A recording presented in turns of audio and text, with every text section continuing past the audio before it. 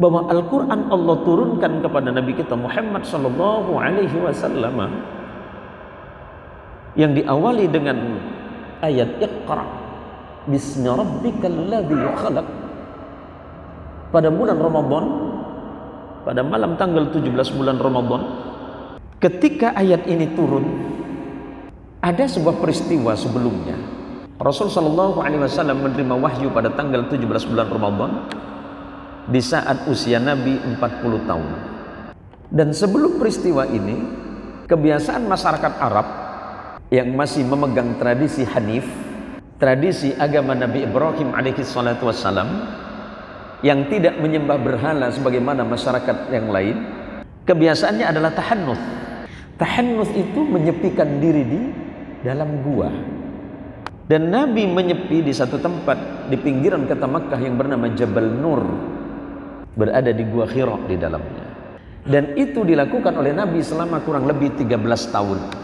Karena Nabi melakukan itu ketika berusia 27 tahun, berarti 13 tahun Rasulullah bertahannuts, menyepikan diri di dalam gua Hira itu, sampai kemudian turunlah ayat Iqra sebagai wahyu pertama dari Allah kepada Rasulullah Muhammad sallallahu alaihi wasallam. Dan dalam proses turunnya ayat ini, Nabi sallallahu alaihi wasallam dalam keadaan ketakutan. Dalam keadaan takut ini kemudian dalam riwayatnya para mu'arrikh, riwayatnya para ahli tarikh, Rasulullah itu didekap dari belakang oleh Jibril alaihi salatu wassalam, posisinya seperti ini, didekap. Iqra ya Muhammad. Iqra, iqra. Baca ya Muhammad, baca ya Muhammad. Mendengar kata ini Rasulullah bingung. Karena masyarakat Arab Quraisy tidak memiliki tradisi membaca dan menulis. Makna jahiliyah yang sering kita dengar, kata jahil itu tidak mengacu kepada kebodohan mutlak. Sebab kebodohan mutlak yang tidak berakal itu safih. Dalam bahasa Arab safih, jamaknya sufaha. Makna jahil di ayat ini bukan berarti orang Arab itu bodoh-bodoh begitu. Mereka tidak mengenal Allah, makna jahil itu. Maka kata Rasulullah, ma'ana biqari. Apa yang harus saya baca? Ma'ana biqari. Saya harus baca apa, kata Nabi. Dalam keadaan takut. Maka kemudian malaikat Jibril menyambung, Iqra bismi rabbikal ladzi khalaq. Baca dengan nama Rabb yang telah menciptakan engkau ya Muhammad. Singkatnya, setelah peristiwa ini kemudian Rasulullah pulang. Kemudian Rasulullah menemui istrinya Khadijah binti Khuwailid dan berkata kepada Khadijah, dathiruni, dathiruni, dathiruni. Berikan aku selimut, kata Nabi. Karena di suasana subuh yang sangat dingin itu, di kota Makkah yang sangat dingin itu, Rasulullah dalam keadaan ketakutan dan gemetar pulang, kemudian menemui istrinya, dathiruni. Berikan aku selimut, wahai Khadijah. Dalam kondisi yang takut itu, kemudian Khadijah bertanya kepada suaminya, ya Rasulullah, wahai suamiku, wahai suamiku, wahai suamiku Muhammad, apa yang terjadi denganmu?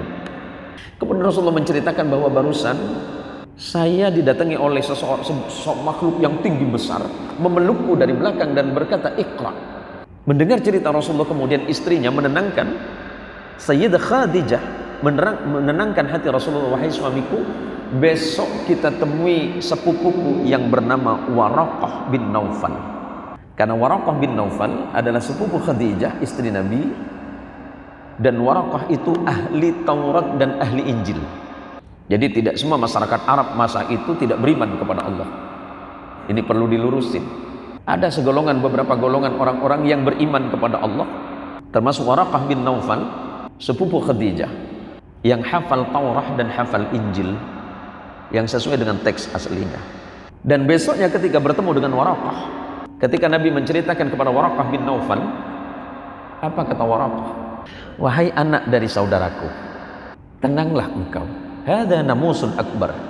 Jadi Jibril di dalam bahasa Ibrani dikenal dengan nama namus. Hadza namusun akbar. Ini malaikat agung. Malaikat ini tidak turun kepada sembarang manusia. Malaikat ini hanya turun kepada manusia pilihan yang Allah akan mengangkat dirinya menjadi nabi dan rasul. Maka oleh karenanya, anak saudaraku ya Muhammad, seandainya ketika engkau diutus oleh Allah nanti dan usiaku masih ada, maka aku akan pasti membantu perjuanganmu ya Muhammad.